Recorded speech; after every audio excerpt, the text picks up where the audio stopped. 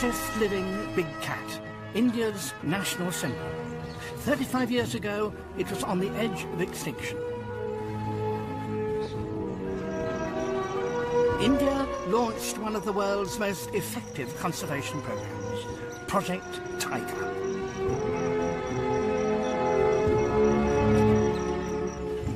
But in the last 7 years, triumph has turned to tragedy. The skins of freshly killed tigers are being widely and illegally traded. Yet Project Tiger officials have persistently denied that large-scale poaching is occurring.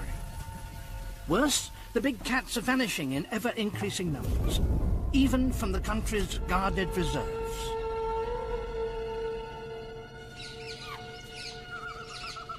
This is the story of 3 champions of conservation: an undercover investigator, a tireless political campaigner, and a whistleblowing scientist.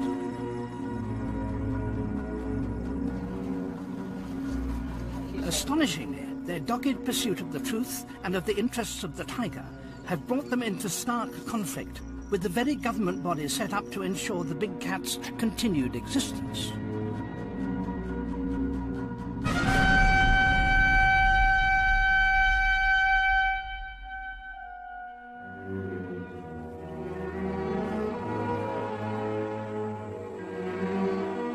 The 20th century began with as many as 40,000 tigers in India. But over the next 70 years, hunting and habitat loss reduced the tigers to fewer than 2,000.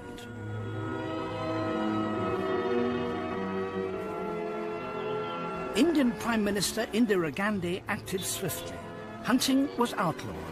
In 1973, she launched the government conservation organisation to implement the National Rescue Plan, Project Tiger. Its objective?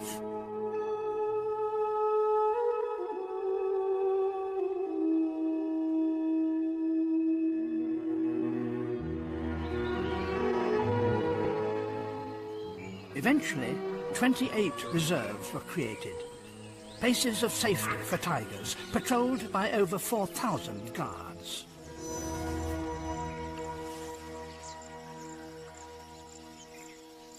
For these big cats, the 1970s and 80s were a golden age.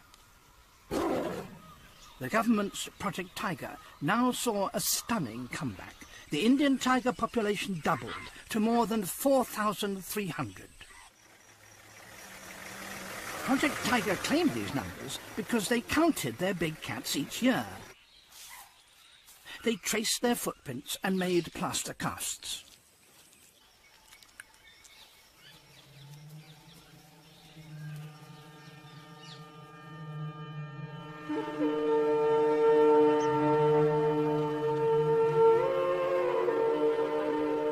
Ranthambore in Rajasthan was part of the Project Tiger success story. In 1973, the national body created a reserve in former royal hunting grounds. The local state government was to make sure no villages remained within its limits. Shortly afterwards, Valmik Thapa arrived here. The first time the young man from the city ever saw a tiger, he was hooked. I think my love affair with the tiger happened immediately. The first glimpse of it on my first visit to Ranthambore. It's been 30 years, and I was 23 years old.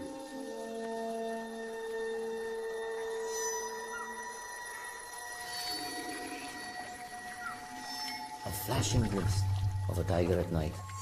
And it was mesmeric, it changed my life. I needed to find out more about the tiger. I needed to find out about the secret life of the tiger.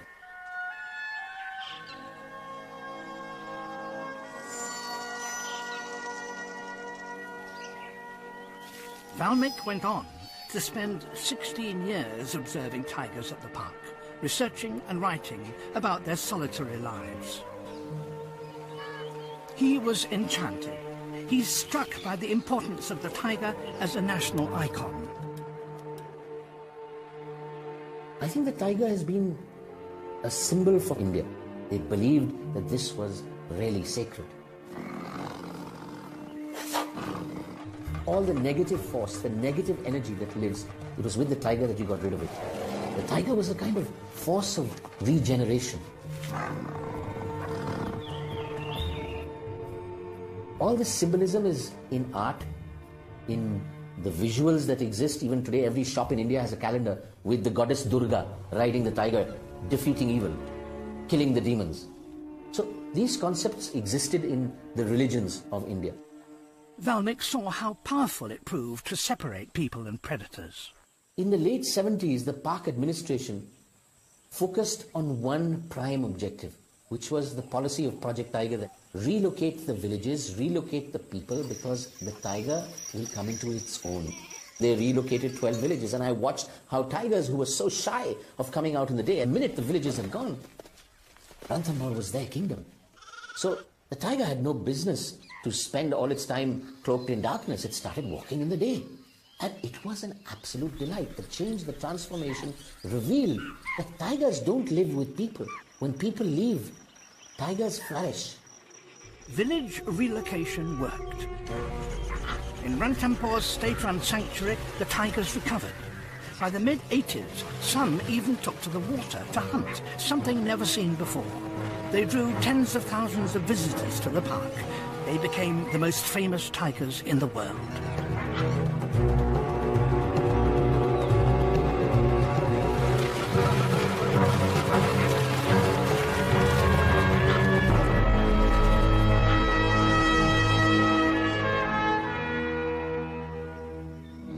In other parks, where Project Tiger had segregated big cats and people, tigers were also flourishing. The prey, vital for their survival, multiplied. Deer thrived in Kanha National Park, and therefore the cats too. Belinda Wright has spent all her life in India, much of it in Kanha. Her work as a wildlife photographer led her to feel particularly close to the park's tigers. My favourite of all time was one that I called Saja. He was male tiger, who I first met when he was a cub with his mother. And then I watched him grow up through the years, and he really was probably the most beautiful tiger I've ever known. And a lot of the time I would be on elephant back, and so the tigers just ignored the elephants and you could get very close. But I just adored this tiger. In the late 80s, Belinda started to realise tigers were no longer as safe as before. One tragic event was to change her life. Her favourite tiger could not be found. It was round about the time that I was receiving information that tigers were being killed in Kanha. And we got information that a group of villagers had killed a tiger. And I said, you know, I want to know where you killed the tiger and how you killed it and, you know, what you've done with it. So he said, well, I'll show you. The body had been buried there for some time, and I held the skull of the tiger in my hand. I realized that it was Saja, and that was really heartbreaking.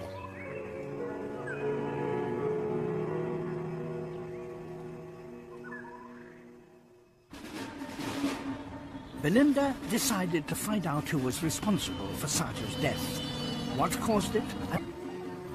You get information from your informers and then pretend that you're interested in buying the products. In the early years, I kept hearing about this one name. His phone number and his name would crop up in the most extraordinary places in eastern India, southern India, and whatever. So it didn't take long to work out that this was the big fish.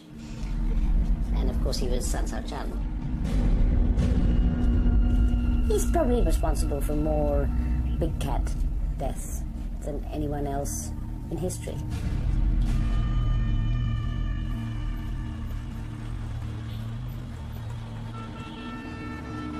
In Delhi, a sting organised by wildlife protection charities targeted Sansar Chand. It led to the recovery of almost 300 kilos of tiger bones, the biggest haul in India's history. The scale of the seizure shocked the world. The bones' secret destination was China. There, heavy demand for ingredients for traditional medicine had almost wiped out tigers. India was a new and untapped source.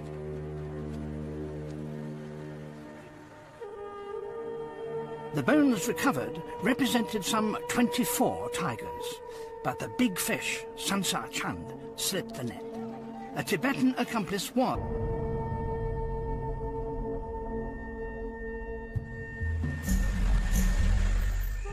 But wildlife officials regarded allegations of poaching as baseless. Scientists, though, were starting to doubt the accuracy of estimating from pug marks. They suggested other, more reliable counting methods, such as photo traps. Project Tiger put such a faith in its tracings and plaster casts that it ignored the overwhelming evidence of large-scale poaching. Project Tiger did not react to that. The shift that should have happened was from habitat protection and management to anti-poaching and protection of the tiger very specifically, and that never happened. Project Tiger's Ranthambore Reserve did not escape the bones crisis of 1993 unscathed. Valmic's life would change again. I was still naive to believe that a place like Ranthambore couldn't be hit by poachers. It was impossible. How could this happen? Then, a poacher was caught just outside Ranthambore with a tiger skin. His confessions that were given to the police revealed that he and his gang had killed nearly 15 tigers. And all of them tigers that I had worked with.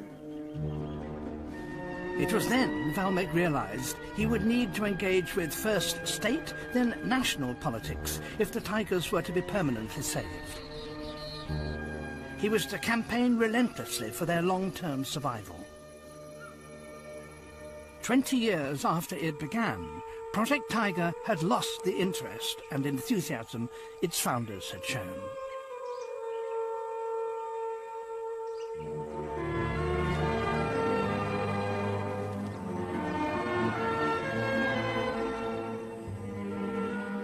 In 1996, a new director renewed morale. A temporary respite began.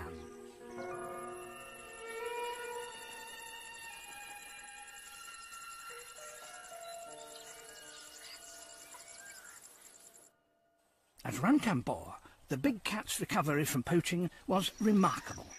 The tigers that Valmic had studied and loved in the 70s were all gone.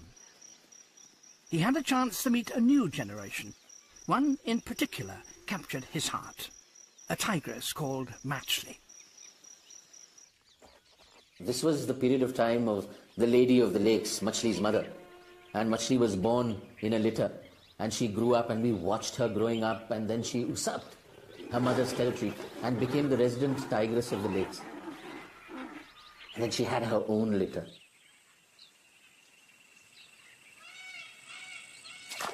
One of Matchley's litters was 2 male cubs.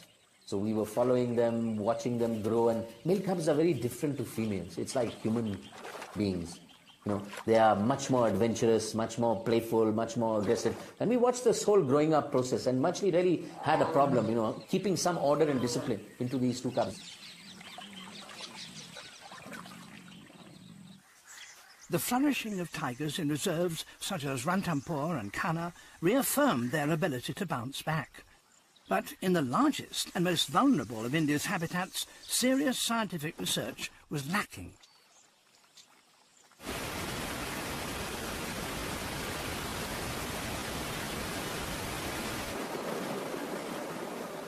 In 1996, a new scientific study started in Panna under Raghu Chundawat. Raghu was undaunted by the low numbers there. The researcher was a veteran of 10 years shadowing even more elusive cats, snow leopards. We were all very excited. It was fantastic when it all started. We had fantastic support from the park management. Raghu used modern scientific methods for his study of Panna's tigers.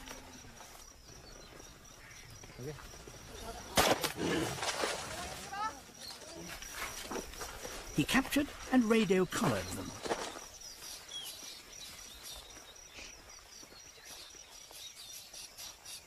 The park's managers were enthusiastic supporters.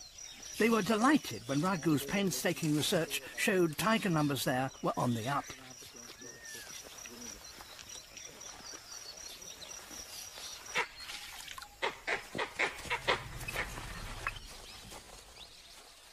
Raghu had collared 7 of them. He had a clear idea of how many tigers there were. It was one of the best recovery of tiger population we were able to document in recent history.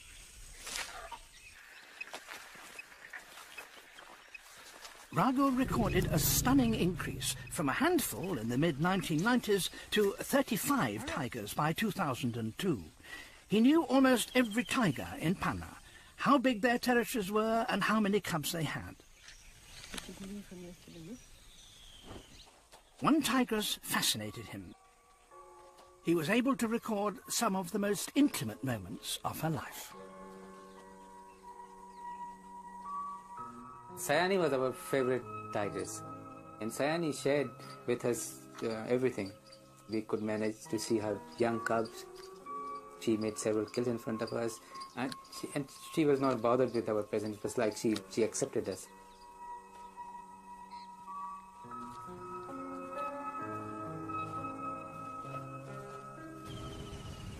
But 8 years of achievement were about to come tumbling down. After the great recovery of tiger population, and after 2002, what happened was a big disaster.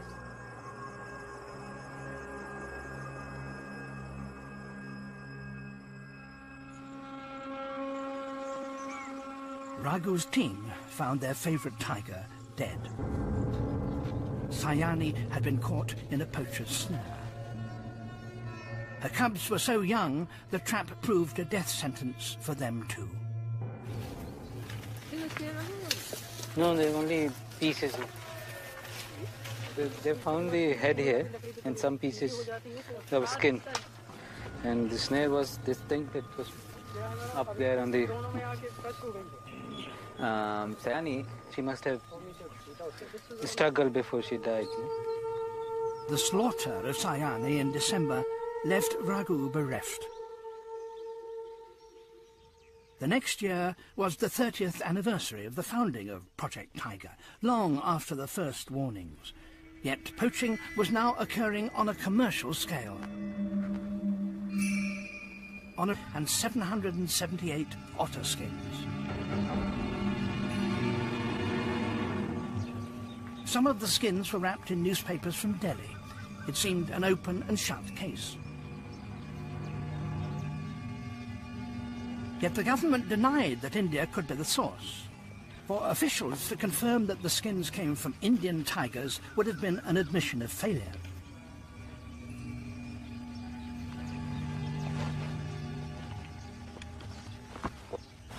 Belinda knew she could expect no help from the National Conservation Programme. The only way to discover the truth was for her and non-governmental organisations to crack the case themselves. Where those skins were going to and why suddenly there's demand for skins, we didn't know. That's when I first saw Tibetan signatures on the back, when the skins were very, very precisely folded and perfect tanning. From that moment on, there appeared to be a growing Tibet connection, but why? It would take Belinda 2 years to discover the reason for the leap in demand for skins in Tibet. The identity of the criminal most likely to have provided the skins was no mystery. The notorious wildlife smuggler Sansar Chand, active since 1974. He's an expert at avoiding capture. 57 cases against him are outstanding in at least 5 states. In 1995, he had been held but jumped bail and vanished. Belinda has been trailing the criminal mastermind for over a decade. He's so clever, and he has about 32 close friends and family that work for him, that are his hench people, and that do the collecting. And he doesn't go into the jungle, he doesn't handle the skins, he just manages it. He manages the money and the protection of the people that poach for him. Well, he is the godfather in the sort of wildlife crime sense.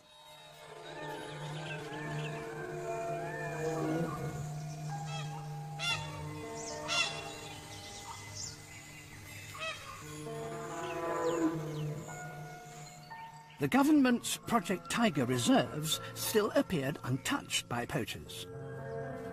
Official figures for Sariska, the reserve closest to Delhi, declared all its tigers were safe. Every May, the park authorities conducted their annual tiger census. Project Tiger still insisted the crude pugmark system was reliable. Despite almost no sightings, they maintained Sariska had a steady population of 26 tigers. But in 2004, their own census suddenly reported 8 tigers missing. The local field director called for assistance from his Project Tiger bosses in Rajasthan and Delhi to assess the true situation. No help came. As the monsoon of 2004 swept into India, the tigers of Sariska and Panna were in deep crisis. Even at the jewel in the crown, Ranthambore, the first signs of trouble were surfacing. Still, neither Project Tiger nor state government gave any hint of any problem. A basic weakness in Project Tiger's counting method was about to make itself glaringly obvious. According to their figures, there should have been 18 tigers in Sariska.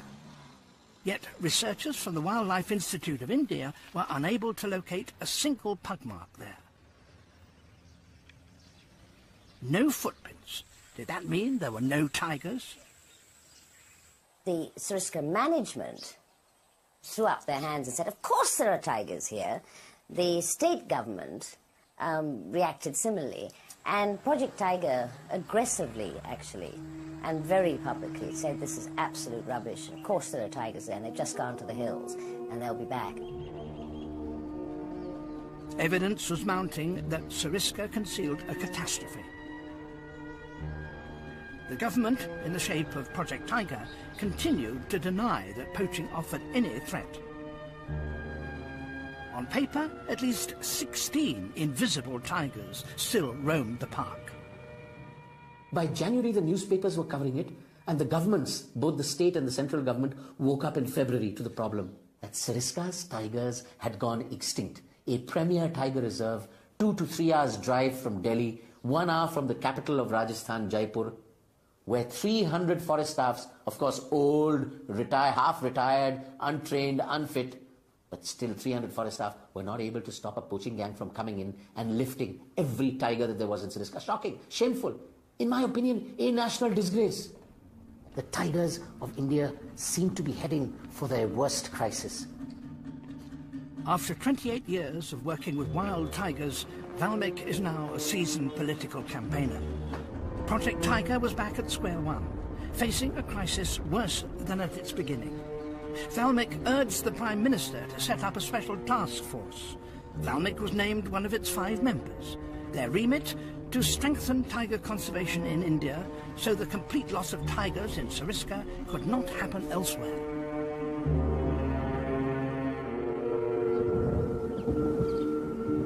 Meanwhile, in Project Tiger's reserve at Panna, Raghu was certain tigers were being done away with. Tigers started disappearing, one after another. I had no doubt that there was a poaching problem in Panna which was taking the tigers away from Panna National Park. Not only were his warnings ignored, it was a classic case of bad news, shoot the messenger. When we started seeing things, that there was a poaching taking place, things are not right, then when we started raising alarm with the higher authorities, what happened was that instead of doing something about the poaching, I become the major source of problem for them. So the best thing for them was to get me out of the park, and that's what they did effectively. Reluctantly, he returned to the city. When Raghu was reporting good news, the park staff had been his keenest supporters. Now the park authorities confiscated his research tools. They barred Raghu from entering.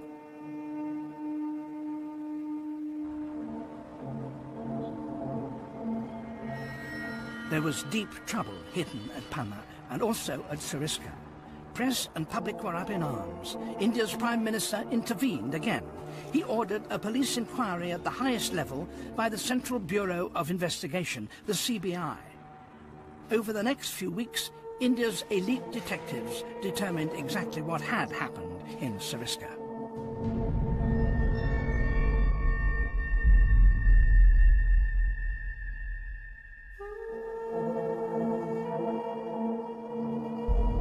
The outdated pugmark counting method had been totally misleading. The police found every single tiger at Sariska had indeed vanished.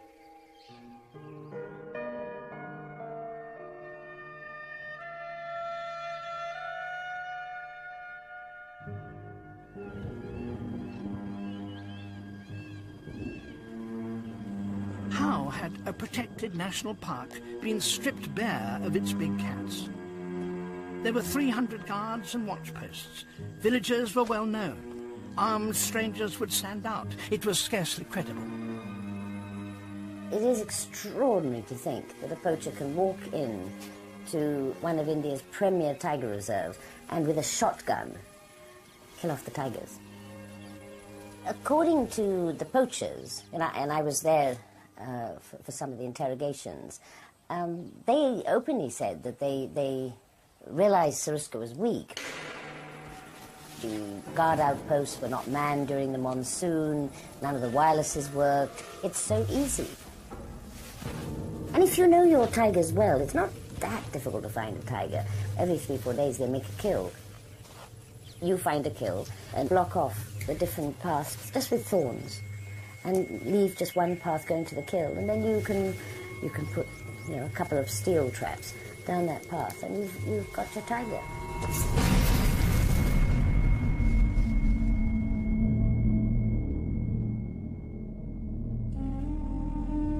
The police inquiry by the elite Central Bureau of Investigation found city-based traders offered poachers 50,000 rupees for a tiger skin, a life-changing amount in poor rural areas. Local villagers involved in the skinning were responding to outsiders who boasted major financial muscle and an eager market. The CBI conclusion could not have been clearer.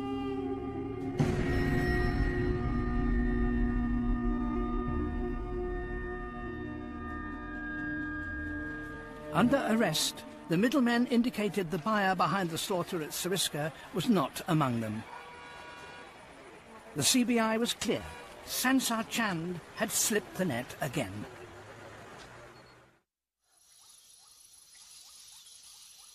Eight months after being thrown out of Panna, the scientist Raghu was allowed back in for a short time.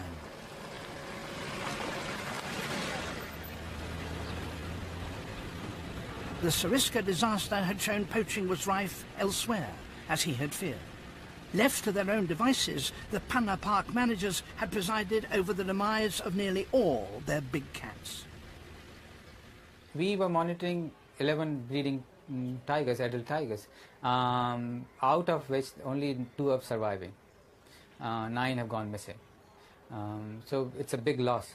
So practically 80% of the breeding population disappeared within a couple of years, and that's a big setback. February 2005.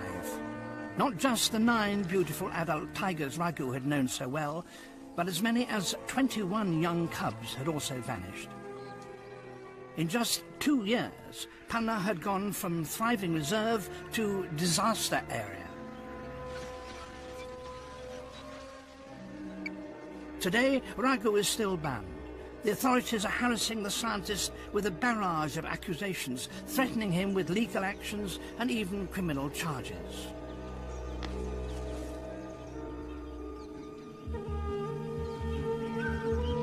The tiger count charade continued.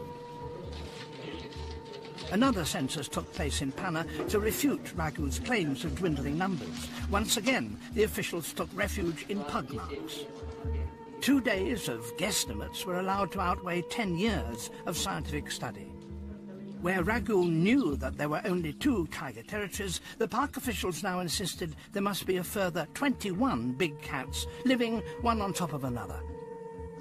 The special census was a shock to us. What practically they were indicating or telling us that the tigers are now living in multi-story buildings.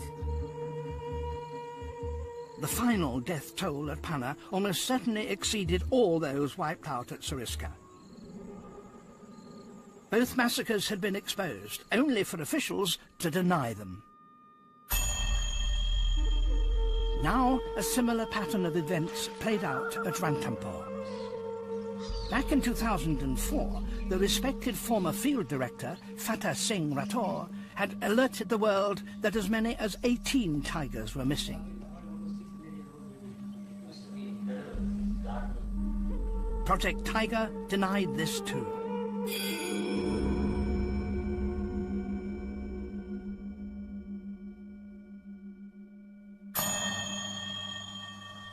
In May 2005, a new-style census was conducted for the Rajasthan Government Committee, of which Belinda and Valmik were members.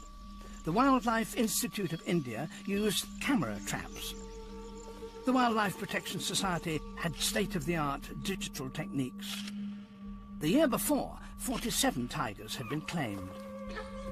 Now, a maximum of 26 were counted. 21 tigers appear to have gone missing. Hardest of all for government officials to explain away is the fact that one captured gang leader confesses to his part in the poaching of as many as 25 tigers in Ranthambore.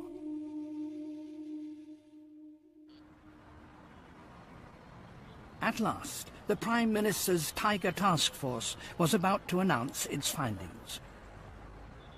Here was a chance to reform Project Tiger, to make it as effective as it had been at its launch 30 years earlier. But its members had differing agendas. The Prime Minister's Tiger Task Force report was divided because the selection of people on the task force were people who came from disciplines which were not connected with tigers. We make what we call in India a khichdi. It's a mixture of rice, of lentil, of vegetable, and shove everything together and mix it. So nothing comes out of it in the end. It's a lot of talking and yap, yap, yap, yap, yap, but no action.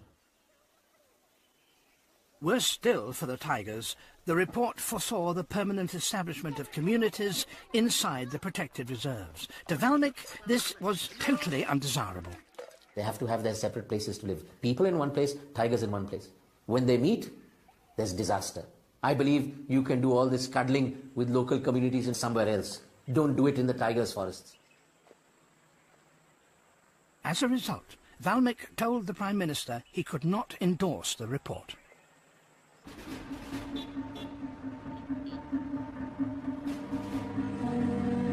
Meanwhile, Belinda received some better news that boosted her morale. A tip-off led police to raid a house in Delhi. They found the key criminal she had followed for so long, the godfather of the skin trade. On the 27th of June 2005, after a career in wildlife crime spanning 32 years, Sansar Chand was arrested and held. There's so many court cases against him now, and they've all come out in the open, and I think it'd be pretty difficult for him to survive this. And it's such a lucrative business. So with him out of the way, the other people are now running it. And he's not the only poacher to have been caught.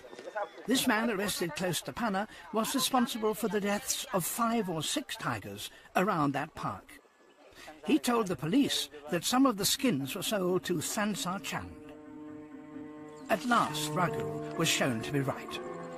Throughout, the isolated whistleblower believed he was acting in the best interests of the tigers, even if the park authorities found his findings unpalatable and shut down his research. Despite all the actions taken against me, I think it was necessary to bring the facts out that what is happening. Because I was there, and third eye, independent eye inside the park, seeing all this what is happening. So if nobody's there, then the problem which is faced by the wildlife population in that park It's not known to people, and they can cover up things. The poaching in the reserves is one end of the illegal skin trade. The other lies elsewhere. Where are all the skins going? Who is buying them? Belinda is convinced the answers lie in Tibet. I was like a maniac to try and gather as much information as possible.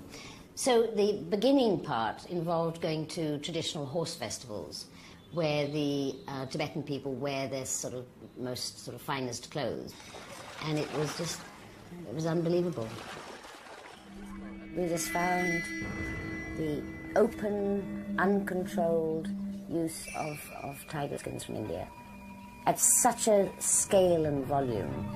When you see people marching by you and there are hundreds and hundreds and hundreds of people wearing fresh tiger skins. It was a fashion statement. Look at what I'm wearing, it's very expensive. The Tibetans are suddenly rich from trade with China's booming economy. Their new money fuels the import of skins. The traders we spoke to categorically said that every single tiger skin came from India. I was in a state of shock. I was absolutely heartbroken. I knew that with that sort of demand, the tiger had absolutely no future in India. It was just not sustainable.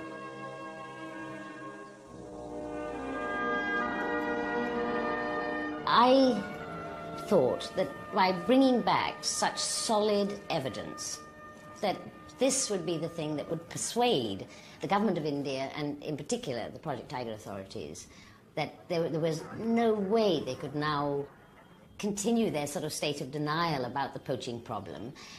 And I was wrong. Although the Indian government ignored Belinda's evidence, one authority did not. The Dalai Lama. He is against the illegal trade. In southern India, he reaffirmed this while addressing over 125,000 Buddhists. People in Tibet started burning their skins.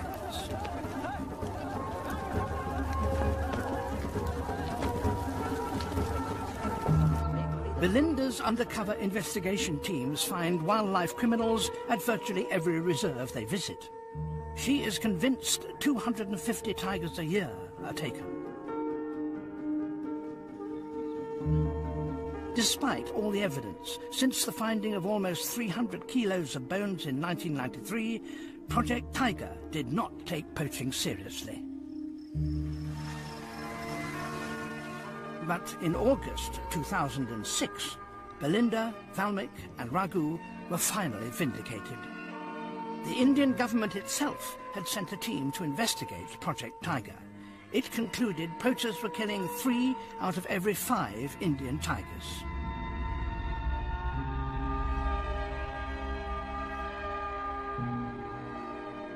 The investigation was equally damning about the way Project Tiger estimated numbers.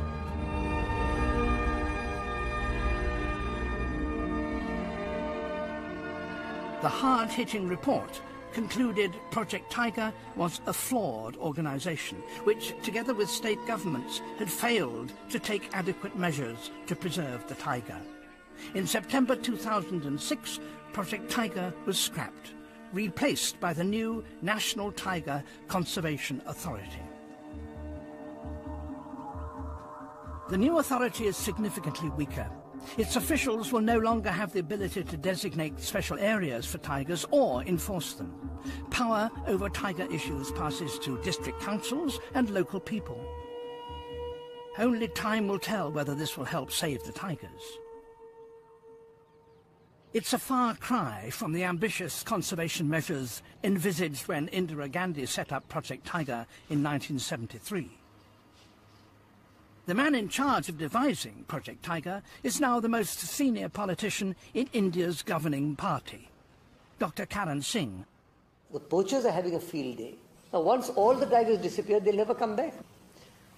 Also, the government of India itself The weakness lies here, because this is the motive force. Why were we successful? Because Indira Gandhi's political will was behind it. And everybody knew around the country that if something goes wrong, Indira Gandhi was there and was going to take them to task. But I don't think that the government of India as such today has that sort of commitment or that sort of passion. If the current decline continues, and if we are unable to reverse the process, then it is only a matter of time before the tiger disappears. Searching for the inflated numbers obtained by the pugmark method is a mistake that has come back to haunt government officials. The last published estimate, 3,773 tigers, dates from 2002. Valmik believes the true number may now be under 1,200, fewer animals than when Project Tiger began in 1973.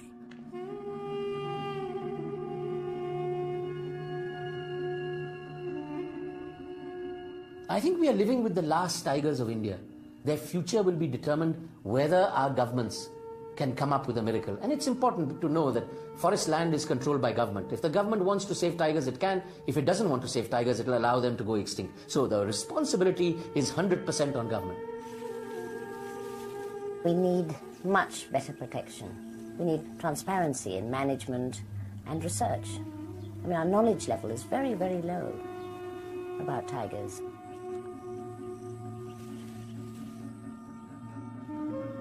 For Raghu, 10 years of tiger studies are over.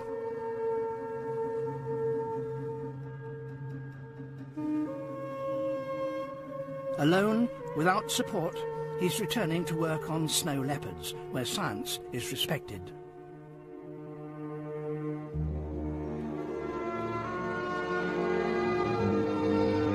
India has one last chance to save its tigers. Left in peace, with prey and proper protection, they could bounce back. The country is destined to become one of the world's leading economies. In the fight to save India's tigers, the bell is ringing for the final round.